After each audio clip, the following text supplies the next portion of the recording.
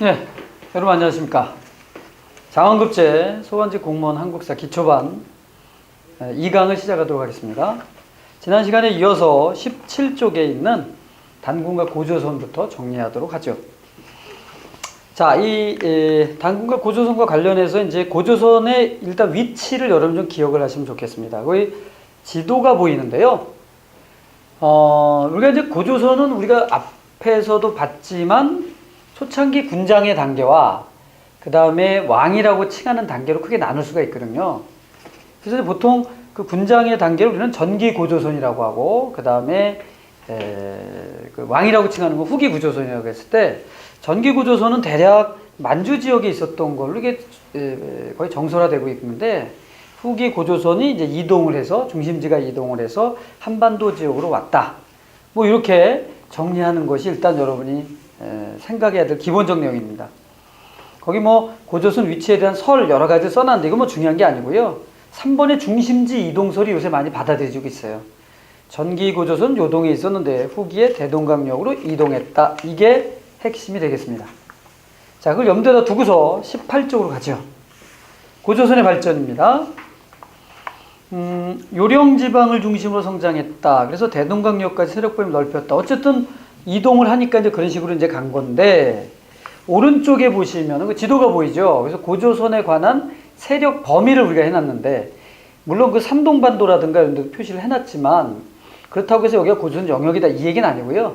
이 지역에서도 우리가 고조선의 이제 영역을 많이 얘기할 때 쓰는 지표 유물들, 예를 들어서 비파형 동검, 그 다음에 북방식 고인돌, 그 다음에 뭐 미송식 토기, 비파형 동검 이런 것들이 그 출토되는 범위를 지금 거기다가 해놓은 거예요.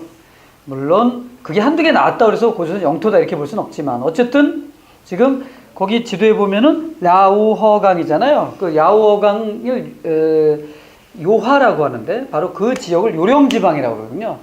거기서부터 한반도의 대동강 지역까지 이렇게 집중적으로 많이 분포하고 있다 이겁니다. 그래서 그 고조선의 세력 범위를 나타내는 지도 정도, 그 정도 알면 좋겠습니다. 거기 기억해 보면은 고조선에 관한 최초 기록이 이건 좀 상식이니까 알아둬요. 기원전 7세기 전에 한번 옛날에 문제에 나온 적이 있었습니다.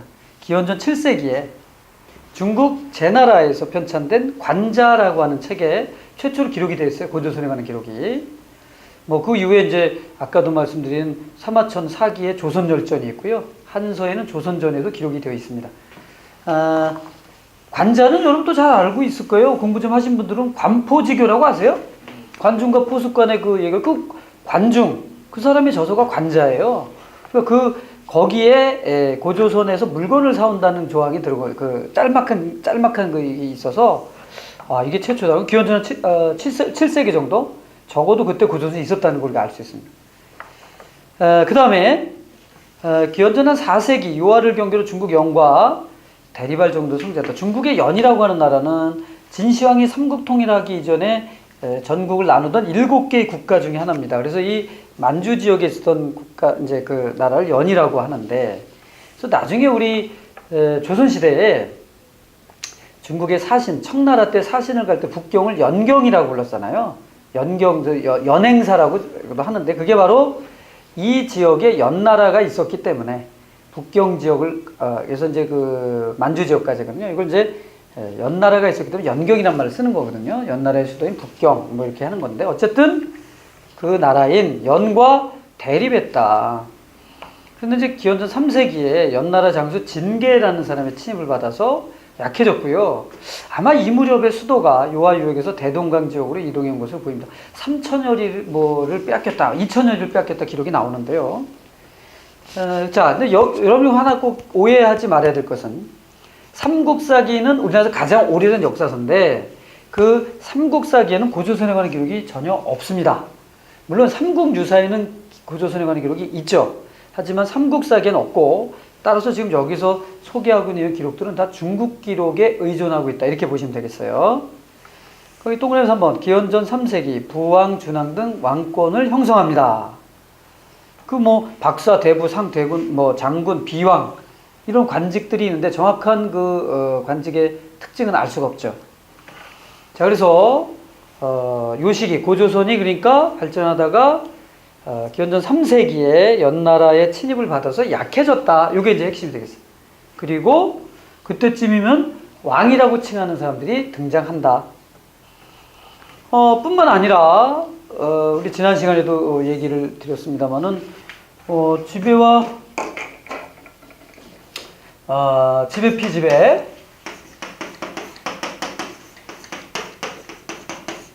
그리고 군장 그리고 이제 정치 지도자 그리고 국가의 출현 이렇게 돼 있잖아요. 그러면은 우리가 정치대 군장이라고 우리가 보통 부르고 최초에 이제 고조선이 있었던 건데 그때 이제 청동기잖아요. 이제 철기가 전래되고 군장이 이제 왕이 되는 거고요.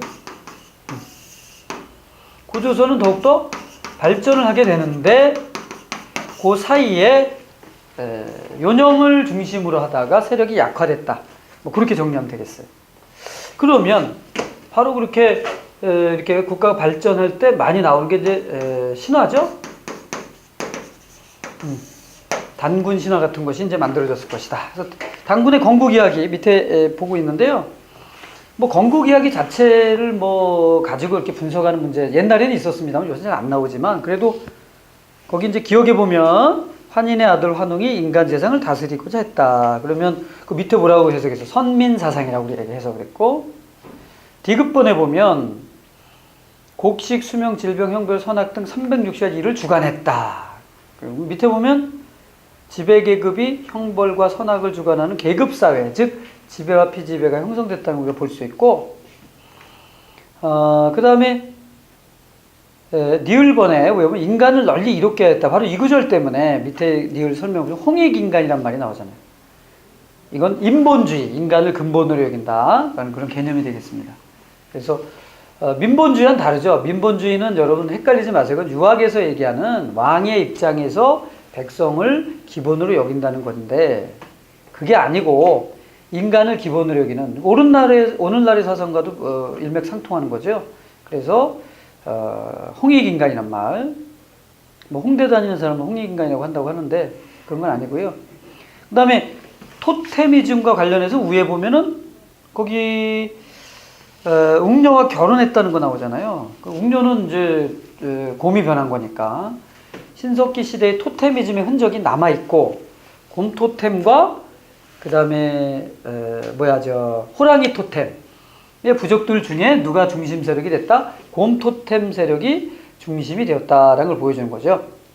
그 다음 맨 마지막에 거기 보면은 비읍번에 보면 단군 왕검이라 하였고 그 다음에 요 임금이 왕위에 오른 지 50년인 경인년에 평양성에 도를 정했다. 요라고 하는 임금은 중국의 요순 시대입니다. 중국의 하나라, 아주 전설의 나라잖아요. 요순 시대인데 그것과 50년밖에 차이가 안 난다라고 이렇게 삼국유사 기록이 이렇게 돼 있거든요. 자, 그래서 밑에 보면 비읍번 보면 단군은 제사장, 왕검은 정치 지배자니까 재정일치고요. 그 다음에 시읍번 보면 단군의 건국연대는 여러 학설이 있습니다만은 대체로 동국통감 그리고 동사가문을 따라 기원전 2333년을 단군의 원년으로 삼고 단기도 이에 따르고 있습니다. 물론 삼국유사에서 주장한 그런 요임금이 왕이 오른 지 50년 이 설이 아니고 주로 동국통감과 동사강목의 설을 따르고 있는데요. 핵심 우리나라가 되게 오래됐다는 거예요. 중국만큼 오래됐다는 것을 강조하는 것이 되겠습니다. 그래서 그 단군 이야기에 대한 분석을 우리가 좀 해봤는데 뭐 어려운 건 없잖아요. 뭐 선민사상 얘기했고요. 홍익인간 이념 얘기했고요. 그 다음에 토테미즘 흔적이 보이고요. 그 다음에 재정일치고요. 그리고 중국과 대등했다는 거고요. 뭐 그런 정도로 우리가 정리하면 되겠어요. 19쪽에 보면 단군 이야기가 실려있는 문헌이 이제 소개가 됩니다. 가장 오래된 게 중요하죠. 삼국유사입니다. 1281년 경이죠. 일현 스님이란 분이 이제 중심이 돼서 편찬을 했는데, 그 시기는 일단 우리가 이제 몽골에게 무릎을 꿇고 몽골 지배하에 있던 그런 상황입니다. 그래서 아마 민족 자주의식이 많이 나타났던 시절이다. 이렇게 봐서, 비록 우리가 이제 몽골의 말발굽에 이렇게, 밟히고 있지만 우리는 문화민족이라는 걸 주장한 것 같습니다. 그 밖에 뭐 제왕기부터 쭉 해가지고 있는 게 뭐 중요하진 않지만 어쨌든 여러 기록이 있는데 첫 번째 기록은 삼국유사다. 이렇게 여러분 기억하시고, 밑에 그 설명 보면 삼국사기라고 하는 우리나라에서 가장 오래된 역사서지만 유교적 합리주의 사관 영향으로 단군 이야기는 싣고 있지 않다는 거예요. 아마 알았을 거예요, 김부식도. 그런데 단군 이야기는 쓰지 않습니다. 왜냐하면 유학자들은 귀신을 믿지 않고요, 비합리적인 거는 혹세무민이라고 해가지고 이렇게 배척하는 경향이 있기 때문에, 그래서 우리가 이제 이건 제외했을 것이다 이렇게 보는 거죠. 그 다음 밑에 보니까 고전사에 팔조법이 있잖아요. 사람을 죽인 자는 즉시 죽인다. 그리고 상처 입힌 자는 곡식으로 갚고 도둑질하는 노비로 삼는다. 니을보는 법이라기보다는 풍습이죠. 여자들은 모두 정조를 지키고 온난화나 편벽되지 않았다라는 게 한서 지리지에 전하고 있는데요. 요거 아주 관심을 끄는 게 이제 우리가 여러 나라 성장이 좀 이따 보겠습니다만, 여러 나라에 부의 법률이 있어요. 부의 법률은 살인자는 사형, 가족은 노비, 남의 물건을 훔친 자는 12배 배상, 일책 12분. 요건 좀 다르지만, 그리고 투기가 심한 부인은 사형에 처한다라는 이런 건 좀 다르지만, 기역과 니은 같은 경우는 고조선과 상당히 연관성이 있다라는 걸 보여주고 있습니다. 자, 이 고조선의 흐름에 있어서 아주 혁명과 같은 변화를 가지고 온 사람이 있어요. 그 사람을 우리는 위만이라고 합니다. 위만의 출현이에요. 어떻게 보면 요즘으로 말하는 뭐 혁명과 같은 말. 촛불이라고 하는 그 타오른 걸 이렇게 새롭게 이끌어가는 뭐 문재인 같은 사람 뭐 얘기할까요? 뭐 하여튼 아주 격정적인 아주 변화의 시기를 이끈 사람이 위만이다. 그래서 우리가 그걸 위만조선이다 이렇게 얘기를 하죠. 그 19쪽에 나온 위만, 기원전 194년부터 108년까지 있었던 위만조선에 대한 설명입니다. 한 100여 년이 되죠. 한번 그거 읽어보면요. 위만은 진한교체, 진나라가 망하고 한나라가 들어온 시기에 유이민 집단이 끌고 고조선에 들어왔을 때 상투를 틀고 조선 옷을 입고 있었다는 기록이 있습니다. 그렇다면 이제 조선족이었을 가능성이 높죠. 그리고 이제 준항이란 사람에게 허락을 받고 변방에 있었는데, 시간이 지나면서 힘이 강해져 준항을 몰아내고 왕이 된 뒤에도 나라 이름을 그대로 조선이라 하였고, 그 뒤에 정권은 토착민 출신으로 높은 지에 오른 자가 많았기 때문에 위만조선은 비록 그 사람이 중국인이라 하더라도 우리의 고조선의 연관성에서 이해를 해야 된다는 거죠. 그래서 기억에 보면 위만의 고조선은 단군의 고조선을 계승한 것이다 이렇게 이제 우리가 볼 수 있다는 거고요. 거기 철기 문화를 본격 수행하는데 별표 3개 하세요. 위만이 어떻게 그 준항 고조선의 위만의 손자인 당시 고조선의 왕이었던 준항을 쫓아낼 수 있던 힘이 뭐냐? 아주 앞선 철기라는 거죠. 그걸 철기 문화 거기 동그라미 하셔야 되겠습니다. 그래서 위만하면은 철기 본격 수용 이게 제일 중요한 거예요. 위만은 아마 철로 된 무기를 가지고 있었을 거예요. 반면에 당시 고조선의 왕인 준항은 비파형 동검에서 발전된 세형 동검을 가지고 있었을 겁니다. 그러면 싸움이 안 될 거예요. 왜냐면 둘이 부딪히면은 뭐 청동기는 전혀 무기로서 역할을 하지 못하면 다 깨지죠. 그래서 철기 본격 수용 이게 핵심이 되겠어요. 위만이 이긴 것, 그리고 위만이 고조선 사회의 혁신을 일으킨 것, 철기의 본격 수용이다 이렇게 봐야 되겠고요. 위만 뒤끝 보면 위만에서 밀려난 준항은 한강 남쪽으로 내려서 진국을 형성으로 이제 세력을 형성했다. 그리고 한항이라고 스스로 일컬었다고 해요. 여러분 뭐 강의 듣는 분들 중에 청주한 씨는 아마 족보를 보면은 준항부터 시작한다고 그러거든요. 그런데 뭐 믿을 수는 없겠지만 멸망 볼까요? 고조선의 세력 확장과 흉노와 연결됨을 막기 위해서 침략한 한나라 무제가 보낸 텐데 위만의 손자인 우고왕 때 이 우고왕이 살해되고 왕검성이 함락이 됩니다. 한나라는 그 이후에 낭랑, 진번, 임도, 현도는 4개의 군현, 별표 3개. 현재 남아있는 거 이제 확인되는 게 4개의 군현인데 이거를 설치하고 지배했습니다.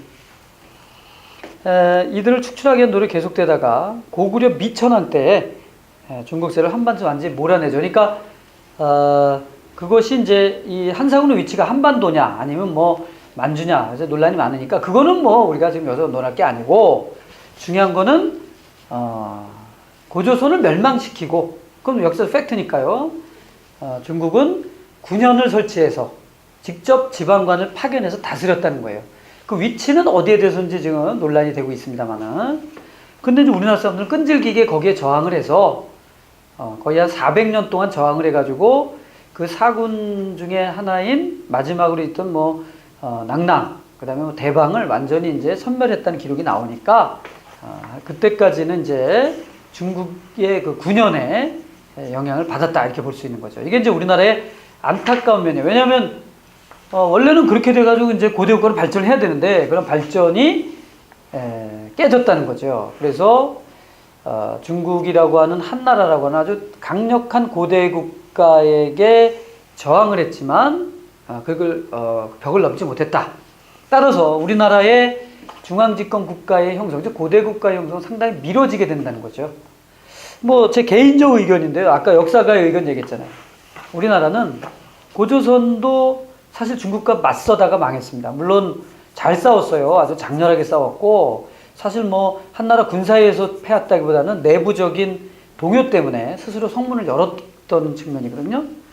그 다음에 이제 또 언제가 있어요. 고구려는 계속해서 중국과 싸우다 멸망했거든요. 사실 뭐 아마 그러한 두 번의 큰 경험 이런 게 이제 신라에게 중국에 대해서 4대 예를 취하는 아마 그런 전략으로 가지 않았을까 이렇게 추론을 해봅니다. 그러니까 중국과 싸워서 잘 안 된다. 우리가 힘이 약하다. 따라서 중국의 시스템을 받아들이는 쪽으로 가는 것이 어떻겠느냐 이렇게 했던 것 같아요. 그러니까 4대라고 하는 것은 무조건 나쁘다. 그리고 뭐 우리나라가 뭐 위대했다. 뭐 이런 거를 강조하는 거는 큰 의미는 없는 것 같습니다. 제가 보기엔. 자, 이번에는 20쪽입니다. 자, 고조선은 멸망했죠. 그러면은 고조선이 이제 멸망했으니까 새로운 시작을 해야 되는 거 아니에요? 그래서 여러 부족, 고조선 밑에 있던 여러 부족들이 각자 도생을 했고요. 그래서 여러 나라가 형성이 된다.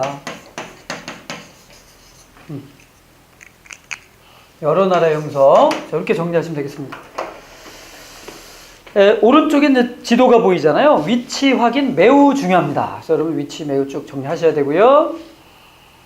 정치적 배경은 군장들이 왕을 선출하는 연맹 왕국 정도의 형태. 그러니까 왕의 권한이 강하지 못했기 때문에 고대 국가는 아니고요. 연맹 왕국 정도. 그리고 문화적으로는 철기 문화를 기반으로 합니다. 발달. 그러니까 중국과 대등한 철기가 이때쯤 들어왔다는 거죠. 물론 그 공은 위만에게 돌려야 되겠습니다만은. 자, 대표적 국가가 부여죠? 2번 보세요. 왕이 중앙을 통치하고 왕 아래 가축에 놀던 제가들이 사출도 별표 3개 합쳐서 5부족 연맹 아니겠습니까? 네. 이 5부족 연맹의 전통은 나중에 고구려로 이어지죠? 니은에 보면 왕권은 미하겠죠? 그리고 1세기쯤 가면 왕이라고 칭할 정도로 발전합니다. 뒤끝번에 보면. 하지만 3세기 말에 그 만주의 요동선비입니다. 요동선비족의 침입으로 쇠퇴했고 결국 고구려 때는 문제왕 때 이제 편입이 되죠. 그래도 거의 한 1000여 년? 거의 1000여 년 가까이 기원전 4세기에서부터 뭐 5세기까지니까 그래서 우리가 우리 민족의 시연의 국가 부여 꼭 좀 거기 있는 특징들 정리하시기 바랍니다. 뭐 경제 넘어가고요. 뭐 사회적으로 왕과 제가 호민 등이 지배층이고 양인들인 하호가 있었다. 그러니까 이 하호라고 하는 그 계층들이 이제 출현했다는 거. 우리가 이제 보기에는 지배계급이 아닌 사람들이죠. 지배계급의 불임에 의해서 그 지배계급에게 노동력과 뭐 세금을 바치는 사람들 하호라고 불렀다. 풍속은 중요해요. 별표 3개 하시죠. 순장. 참고하십시오. 여러분 우리나라의 모든 국가에서는 순장의 풍습이 다 보입니다. 근데 이제 부여가 대표적이라서 순장이라고 해놓은 거고 규모가 좀 컸어요. 한 100여 명 묻은 적이 같은 그런 무덤들도 발견되고 하니까 그래서 순장은 어느 나라나 있었던 것이다. 뭐 그냥 꼭 부여만 있던 건 아니지만 대표적이다. 우제전법. 우제전법은 뭐예요? 소의 발굽을 소뼈 다리뼈를 불에다가 집어넣어서 갈라지는 거 보고 기륭하는 거고요. 형사취소, 형의 죽음은 형수와 결혼하는 거. 유목민적인 풍습입니다. 을력, 은나라의 달력이라는 뜻이. 흰옷, 그리고 투기가 심한 분이 사용하셨다. 아까 얘기했잖아요. 그리고 일부 다처제였고요. 그 다음에 수렵의 전통, 그리고 12월에 영고, 별표 3개죠. 이 영고라고 하는 제천 행사가 음력 12월에 상당히 추울 때니까 추수감사제라기보다는 사냥제의 성격을 가지고 있었다. 이렇게 봐야 되겠습니다. 제천 행사는 기본적으로 이름한 것은 영고의 정확한 뜻은 알 수 없습니다. 넘어가시고요. 근데 고구려인데 우리 아까 부여에서는 일책 12법이 있었다는 것도 앞에서 잠깐 설명했죠. 도둑질 한 자 12배 배상하는 거 있었죠? 꼭 기억하시고. 고구려입니다. 시원 잠깐 읽어보자. 한사군이 설치된 당시에 현도군 내에 고구려현이 있었다는 기록이 있어요. 그래서 이거 봐서는 삼국사기의 기록보다 훨씬 전인 기원전 2세기 이전에 구고구려라는 작은 나라가 있었다고 우리가 볼 수 있고요. BC 75년에 현도군을 몰아낼 만큼 세력이 컸다는 것입니다. 그러니까 주몽 세력이 오는 것은 지배층의 교체적으로 우리가 봐야 되겠어요. 그래서 거기 이번에 보면 주몽이 이끈 부여족의 한 갈래가 압록강줄인 동가강요 졸본지방에서 건국을 하는데 이건 기원전 37년이거든요. 삼국사의 기록입니다. 그 전에 이미 고구려라고 하는 강력 세력이 있었고 주몽 세력이 와서 아마 지배계급의 변화를 했을 것이다. 이렇게 보는 거죠. 유리왕 때 국내성으로 천도합니다. 그래서 오른쪽에 위에 지도 보면 국내성, 졸본과 국내성의 위치 보이죠? 불과 몇 킬로밖에 안 되지만 기후가 완전히 틀려요. 그래가지고 온난합니다. 이 국내성 쪽이. 그래서 이쪽으로 갔고요. 그 다음에 자세히 하자 보면 디귿번 보면 손오부가 초기의 맹주였으나 태조왕 때부터 게르부의 고씨가 왕이 세서 별표 3개 하시면 되겠습니다. 게르부라고 하는 고씨가 왕위를 세습하는 그런 식으로 이제 변한다는 거죠. 나머지는 모르고도 좋지만 그 뒷번 마지막 줄 오부적 중심이란 것은 아까 부여로부터 이어졌다는 증거로 많이 얘기가 된다는 겁니다. 21쪽에 보면 거기 관직들 있죠. 왕 아래 상가, 고추가, 대로, 패자 등의 대가들, 대가 동그라미 하시고 가라고 하는 사람도 있었다. 가. 부여에는 마가우가 저가 구가네요. 그리고 이 대가들은 각자 그 밑에 사자, 조위, 선인 등의 관리를 거느려요. 이 얘기는 무슨 얘기야? 왕의 권한이 약했다는 얘기죠. 왜냐면 각자 그 관리들이 있었다는 얘기니까요. 제가회의, 별표 3개죠. 왕을 선출하는 등 국가의 중대사를 결정했다고 하는 제가회의들이 있었다. 아직 강력한 왕권으로 발전하지 못했다. 약탈경제, 그냥 넘어가시고 풍속, 중요하죠. 별표 3개. 처가살이를 하는 걸 우리가 서옥제라고 합니다. 서옥에서 이 사위서자고요. 옥은 집옥이니까 사위집을 만들어. 어디에? 여자 집에다가. 그러면 결혼하면 어디 가서 사는 거예요? 처가에 가서 사는 거죠. 이거는 중국과 완전히 구분되는 풍습입니다. 중국은 결혼하면 남자 집 가서 살았어요. 이때부터. 근데 우리나라는 전통적으로 결혼하면 여자 집에 가서 삽니다. 그만큼 여성의 지위가 높았다는 얘기고요. 이러한 전통은요.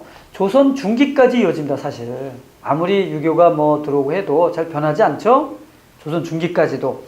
그러면 임진왜란 이후 조선 후기에 급속하게 성리학 문화가 이렇게 퍼지면서 결혼해서 남자 집에 가서 사는 걸로 정착이 되는 거죠. 지금도 지금은 결혼해서 어디 살아요? 나가 살죠? 부모와 다른 데 나가 사는 거죠. 새롭게 좀 변했지만. 그래서 그 전통이라고 하는 것이 서옥제부터 시작이 한다. 형사치수, 그리고 동맹, 제천행사. 이 제천행사 때요, 국동대열이라고 하는 큰 동굴에서 하늘에 제사를 지냈다고 합니다. 주몽의 어머니인 유화 부인을 조상신으로 섬겼다는 기록이 있어요. 아직은 그러니까 불교가 들어오기 전이잖아요. 그러니까 이렇게 조상신을 섬겼다 이런 내용이 있습니다. 자, 옥조와 동해 왼쪽에 지도 보시면서 그 지역을 확인하시고요. 밑에 이제 옥조와 동해를 묶어놨는데 중요한 건 아니고요. 핵심은 왕이 없다는 겁니다. 그래서 밑에 옥조와 동해의 공통점 보면 왕이 없죠. 그만큼 발달된 국가는 아니다. 그리고 부여족의 한 갈래에서 고구려와 언어와 풍습이 같았다. 그래서 위에 옥조를 보시면요. 부여족의 한 갈래이고 고구려 태조왕 때 복속이 됐고요. 민며느리제라고 하는 그런 풍습이 있었죠. 여자를 남자 집에 보내서 노동력을 제공해 주던 하고, 그 다음에 컸을 때 이제 결혼하는 제도입니다. 동해에는 특산물에 단궁, 과하마, 반어피 같은 게 있었다. 그러니까 특산물로 구분하셔야 됩니다. 단궁, 작은 화살, 과하마, 과일나무 아래를 말 타고 지나갑니다. 근데 그 말을 어떻게 말 타고 과일나무를 지나가? 말이 작으니까 그렇죠. 그러니까 과하마는 조랑말을 얘기하는 거고, 반어피는 물개 가죽입니다. 반만 어류처럼 보였나 보죠.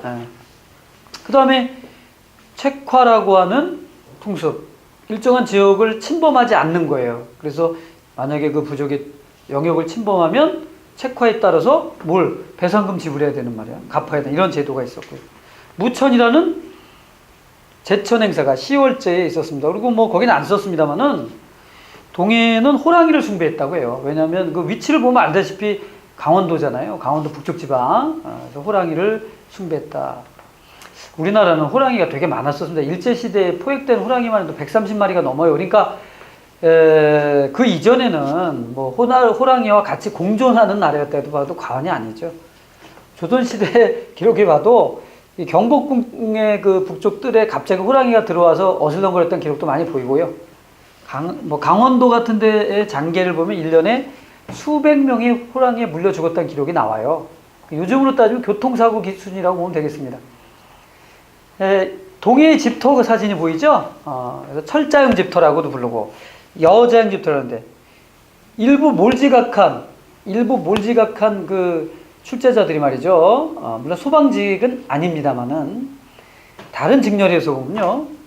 그냥 이 그림은 안 보여주고요. 철자형 집터와 여자형 집터가 동해에는 발달했다. 뭐 이런 식으로 나오거든요. 수험생들이 깜짝 놀라 이게 도대체 뭐지? 자, 직접 보세요. 이게 집터의 모양입니다. 네, 그렇게 정리하시고요. 사만입니다. 사만은 한강 이남 지역인데요. 거기 이제 한번 읽어보죠. 진국이라고 그러는데, 자, 중국 동북지방에서 이주해온 동이족의 한 갈래인 한족은 기원전 8세기경에 한강 이남 지역에 비파형 동검을 사용하는 수많은 성읍국가를 세우고, 조그만 국가들, BC 4세기경에는 진국이라고 부르게 됐어요. 북쪽에는 고조선이 있죠. 한강을 이렇게 중심으로 해서. 그래서 사만의 성집인데요. 이거 좀 중요한 거예요. 기원전 2세기경 고조선에서 내려온 유의민, 별표 3개입니다, 이게. 그러니까 사만의 성립에 그 전엔 진이라고 불렀는데 그냥 이제 국가 형태를 이렇게 띠게 되는데 결정적 영향을 끼친 게 뭐예요? 고조선에서 내려온 유의민이에요.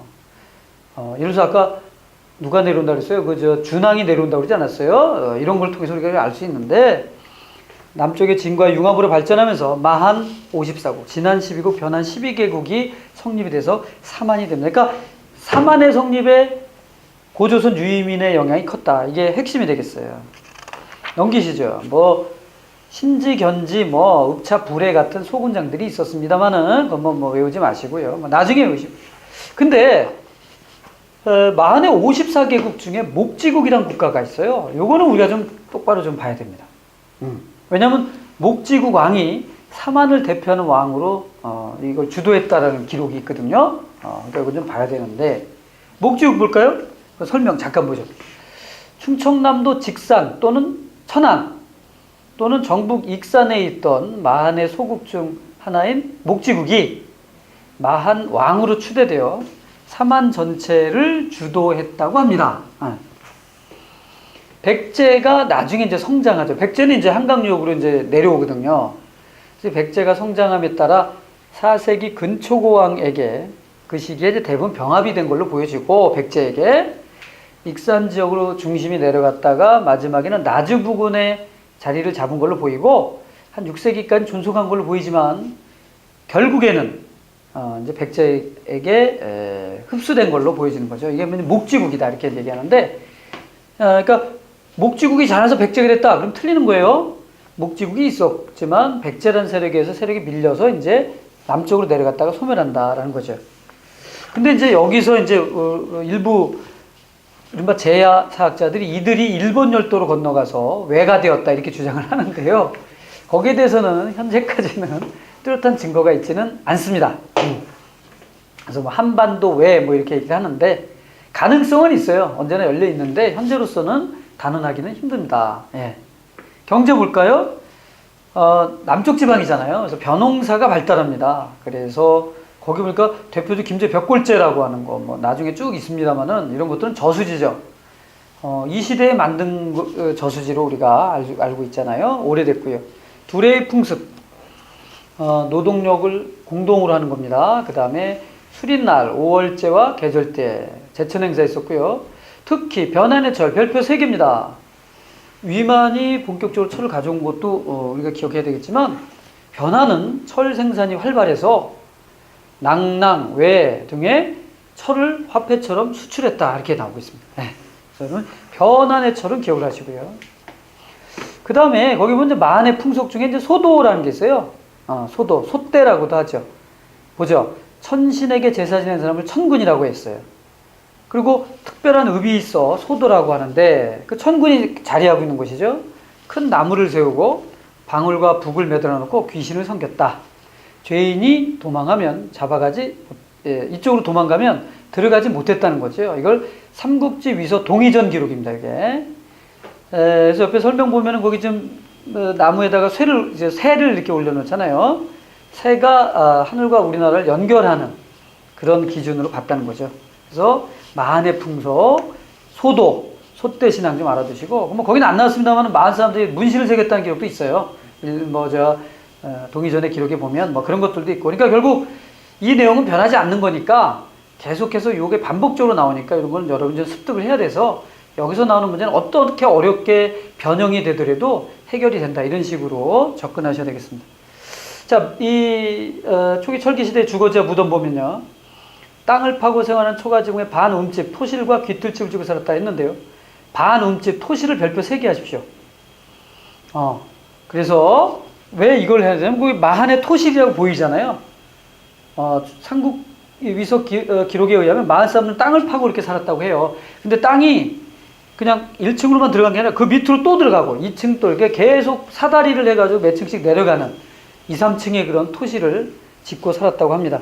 그런 유적이 1990년대에 발견이 되는 바람에 천안 논산 고속도로 만들다가 발견이 됐어요. 그래서 거기 충남 공주라고 해가지고 이렇게 사진이 보이잖아요. 네, 이거 토실입니다.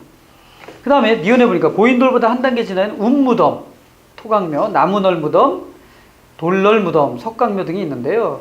그것보다는 마한의 무덤으로 많이 소개되는 것이 주구묘입니다. 거기 밑에 오른쪽에 보면 주구묘 나오잖아요. 나주. 목주구 여기까지 갔다 그랬잖아요. 근데 이 주구묘는 왜 주구냐 그러면, 이거 주변에 그 해자, 이렇게 둘레에 이렇게 쭉 이렇게 홈을 파놨단 말이죠. 그래서 무덤에 홈을 파고서 아마 물 같은 거를 이렇게 흐르게 했다거나 뭐 이렇게 한 건데, 이 주구묘가 이런 묘를 보통 이제 전방 후원분이라고 그래요. 앞쪽은 동그랗고 뒤는 전방이니까 네모나고 그다음에 뒤는 동그란 게 전방 후원분인데, 이런 전방 후원분은 사실은 일본이거든요. 일본의 세계에서 가장 큰 무덤, 닌토쿠 천황 무덤, 뭡니까 그 일본의 그 천황 무덤, 가장 큰 무덤 같은 경우는 세계에서 가장 큰 무덤이잖아요. 그 규모가 가장 큰데 전방 후원분인데, 그래서 마한의 주구묘 때문에 아마 이걸 가지고 외와 연결시키는 것 같습니다. 그래서 이런 형태의 무덤이 나오면 마한이구나 좀 알아두시면 좋겠어요. 근데 이게 먼저인지 일본의 전방 후원이 먼저인지에 대해서는 현재 의견이 분분해요. 어디가 먼저인지 몰라요. 그래서 일본은 이걸 가지고 자기네들이 이 마한 지역을 지배했다라고 지금 임나 일본 무술을 주장하기도 하는 거예요. 그러니까 그렇게 좀 알아만 두시면 되겠습니다. 자, 여기까지 해서 우리가 이제 선사시대와 국가 형성장을 모두 마쳤거든요. 자, 그러면 여러분이 생각해보면 뭐가 있어요? 중요한 게. 일단, 자, 시기별 구분, 그리고 고조선의 내용, 고조선, 그리고 고조선 멸망 이후에 여러 나라의 성장에서 나오는 여러 풍습, 각 나라의 특징들. 이거는 어느 문제든, 그것이 직렬이 어느 직렬은 분명히 한 문제가 나오는 거니까 이건 뭐 여러분이 하셔야 될 거고요. 자, 그 다음에 각 시대별 풍습 이런 걸 반드시 정리를 하셔야 되겠습니다. 근데 우리가 이제 23쪽인데 고대 국가인데, 이러한 연맹 왕국에서 수많은 국가들이 있었는데, 이 국가들이 영토를 확장하고 서로 싸우고 하면서 확장을 해가지고 결과적으로 이제 큰 국가, 그리고 왕의 권한도 강력해지는 그런 국가로 발전하죠. 우리 이걸 보통 고대 국가다 이렇게 얘기를 하는데, 여기서부터는 삼국사기의 기록이 있고요. 그래서 이제 우리나라는 역사 시대로 접어드는 건데요. 전체적으로 봤을 때 그 수많은 국가들, 제가 아는 거, 우리 아까 만해 54개국부터 제가 막 했잖아요. 이런 국가들하고 여러 나라 다 합치면 수백 개의 국가가 있었습니다. 그 국가들 중에 고대 국가로 발전하는 국가는 딱 세 나라가 됩니다. 고구려, 백제, 신라죠. 그래서 보통 삼국시대, 물론 가야가 있습니다만은, 가야는 고대 국가 발전 못하니까. 그래서 거기에 대해서 우리가 정리를 해보도록 하죠. 자, 이번 시간 수업은 여기까지 진행하도록 하겠습니다. 다음 시간에 챕터 3 고대 국가의 발전으로 넘어가도록 하겠습니다. 수고하셨습니다.